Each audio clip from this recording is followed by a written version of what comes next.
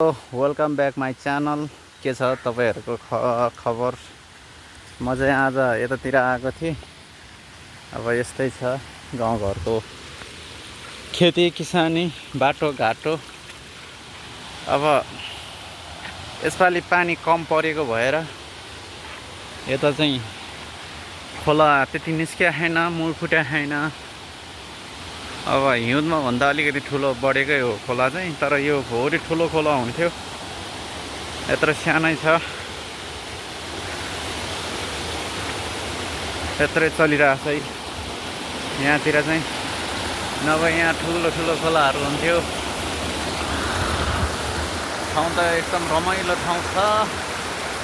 यतातिर यस्तो छ,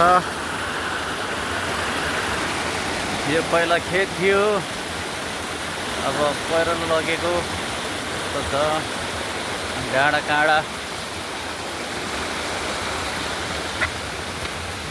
यतातिर चाहिँ अलैँची खेती छ।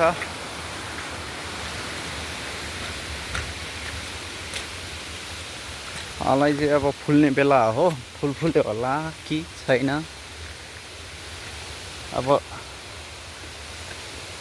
न्युरो पाइन्थ्यो कि न्युरो रहेछ यहाँ। म चाहिँ एउटा न्युरो भयो नि टिपेँ साथीहरू। न्युरो यस्तो न्युरो खानु भएको थियो कि छैन, एउटा न्युरो चाहिँ पायो।